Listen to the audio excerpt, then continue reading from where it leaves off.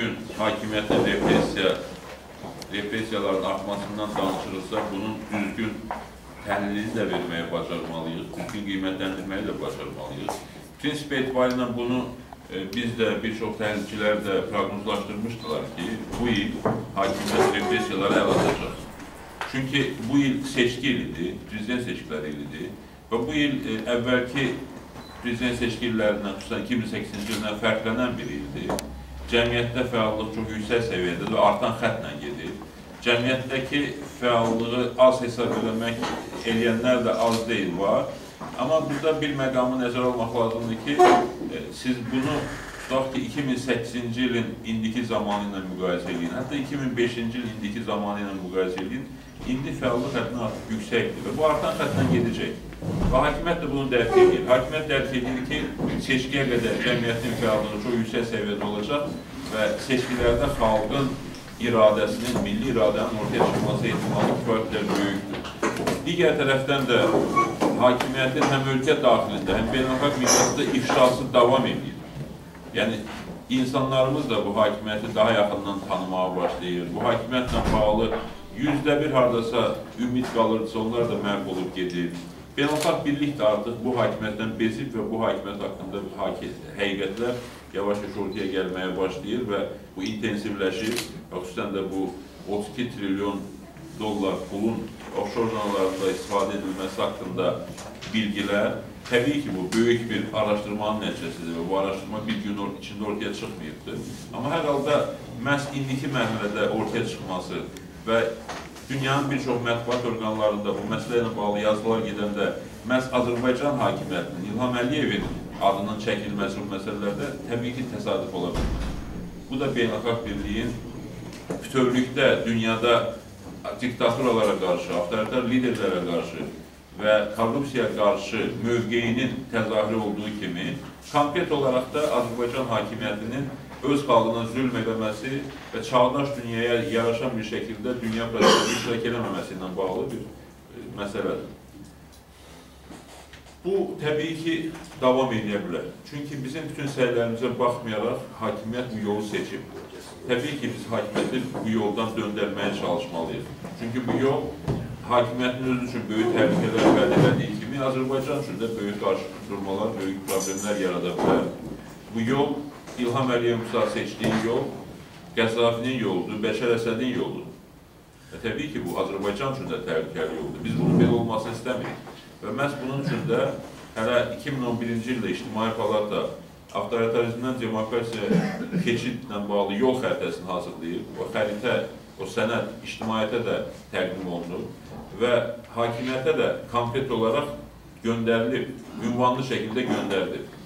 Və həmin sənəddə həm bu avtoritarizmdən demokrasiya keçidin bütün istiqamətləri, mərhələləri göstərilibdir. Hansı mərhələdə hansı addımlar atılmalıdır, təkliflər olunubdur. Və o da qeyd olunub ki, cinayətkar yolla əldə olunması ilə bağlı aydın sübutlar olmayacağı halda qalan iqtisadi əmlaka amnistiya verilir. Bu cümlə də orada daxil edilir.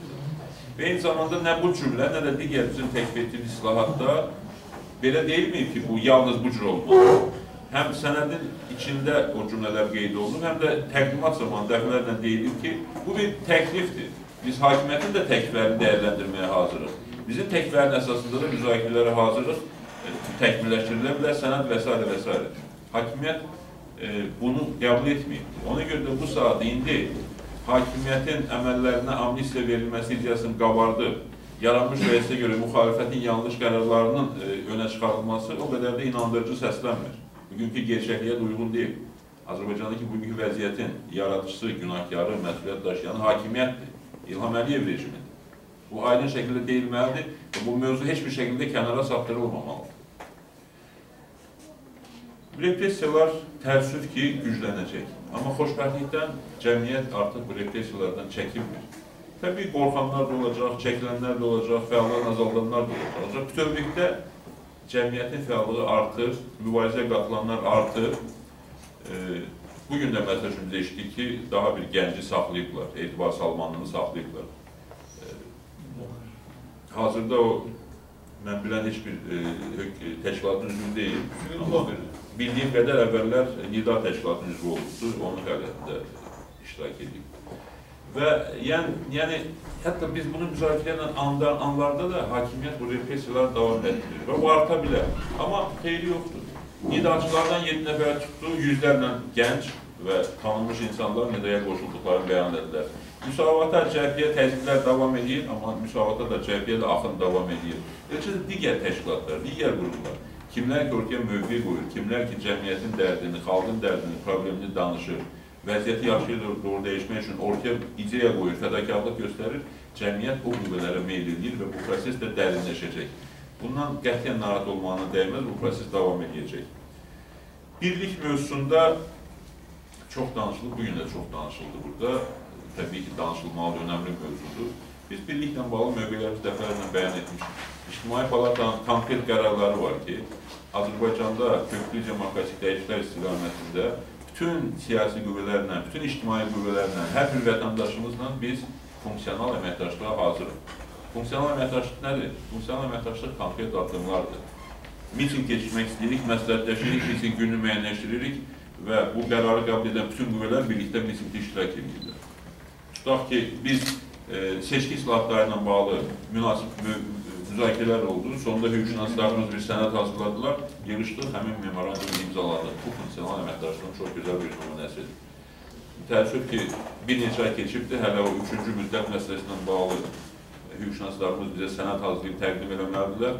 O da birlikdə imzalanmalıdır. Hələ bugünə qədər olmayıb. Ancaq inşallah olacaq, yaxud da ki, axırda özümüz o sənədi hazırlayıb cəmiyyətə təqdim eləməliyik. Funksional əməkdaşlıq budur. Bu hamıya aiddir. Amma birlikdən danışılırsa, birləşməli qüvvələr birləşməlidir. Və biz əgər özümüz çətinlik çəkiriksə o qüvvələri aid eləməyə diqqət edirik. Hakimiyyət o qüvvələri aid edir. Baxın, hakimiyyətin hücum elədiyi təşkilatlara, qurumlara, istiqamətlərə diqqət edin. Kimə hücum edir? Gənclər təşkilatlarına hücum edir, gənclərə hücum edir, fəal gənclərə. Kimə hücum edir? Müsavat Partiyasına, Azərbaycan Xalq Cəbhəsi Partiyasına və İctimai Palatında cəmləşmiş qüvvələrə hücum edir. Kimə hücum edir? Ziyalılara hücum edir. El təşkilatı tərbiyyəlmək istəyir, balaca, hərəkət edirlər, bölgələrə gedirlər, onlara hücum edirlər. Kimə hücum edir? Dini kəsimdən öz haqlarını tələb edən insanlara hücum edirlər. Və s. Real təşkilatı nümayəndəsi gedir, rəhbəri gedir, bölgələr saxlandı. Hakimiyyət birləşəsi qüvvələrin çevrəsini çəkib. Bu qüvvələr birliyə gəlməlidir. Bu qüvvələr doğrudan da birləşib ortaya mövqe qoya bilərlər. Digər birlik haqqında danışan qüvvələr, onların arasında təbii ki, inandığımız, etimad göstərdiyimiz insanlar var, ağsaqqallar var, ziyalılar var, siyasilər var. Ancaq diqqət edirsə, o təşkilatlara, o istiqamətlərə hakimiyyətdən hər hansı bir zərbə gəlmir. Mən zərbə gəlməsini istəmirəm. Lap yaxşı ki, onlara zərbə gəlmir, toxunmasınlar. Amma hakimiyyətin axı repressiya törətmək üçün seçdiyi obyektlər təsadüfi deyil. Məhz mövqeyi olan, addım atan, qərar qəbul edən, işləyən, çalışan, cəmiyyətlə, xalqla bütünləşmək istəyən qüvvələrdir. Proseslə bağlı ciddi qərarları olan, bölgələrə gedən, Bakıda görüşlər keçirən, mitinglər təşkil edən, addımlar atan təşkilatlardır, qurumlardır, insanlardır. Bu təsadüf ola bilməz axı, hakimiyyətin repressiyaları məhz bu istiqamətlərə yönəlir. Birləşəsi qüvvələr bunlardır və bu qüvvələr də birləşməlidir və birləşəcək. Bu istiqamətdə proses gedir, məsləhətləşmələr gedir və mən inanıram ki, yaxın zamanlarda müəyyən müsbət qərarlar qəbul olunacaq. Bütövlükdə isə biz təbii ki, səbirli yanaşmanı saxlamalıyıq. Hakimiyyətin repressiyalarına görə biz cəmiyyətin, müxtəlif kəsimlərin süni şəkildə radikallaşmasına yol verməməliyik. Əksinə, mübarizənin intensivləşməsinə nail olmalıyıq.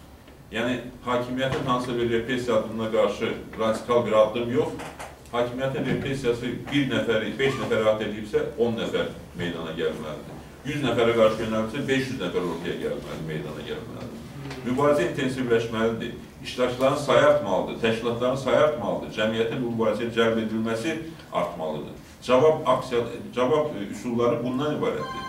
Və siz görəcəksiniz ki, hansısa mərhələdə hakimiyyət xalqın yaradışdan hesablaşmalıdır. Təbii ki, bu eyni zamanda bir əsəb mübarizəsidir. Bir tərəfdən biz ölkədə dəyişiklik istəyirik, fəallıq edirik, insanları birliyə çağırırıq, hərəkət edirik. O tərəfdən hakimiyyət bu cəmiyyəti susturmağa çalışır, qorxmağa çalışır, sındırmağa çalışır. Bu bir əsəb mübarizəsi eyni zamanda. Və burada kimin əsəbləri möhkəm olacaqsa, kim səbirli davranacaqsa, kim iradəli, əzmli davranacaqsa, kim seçdiyi, qəbul etdiyi qərarlardan geri dönməyəcəksə, həmin qüvvələrin qalib gələcəyi şəksizdir. Və dünyanın əsas istiqaməti də, Azərbaycanda xalqın mövqeyi də əsasən bəlli olduğu üçün mən %100 əminəm ki, əgər davam etsək, iradəmizlə, əzmimizlə, fədakarlığımızla davam etsək, bu il ölkədə köklü dəyişikliklər həyata keçirmək mümkün olacaq. Mən bu istiqamətdə hər birinizə və dövlət millətimizə uğurlar arzulayıram.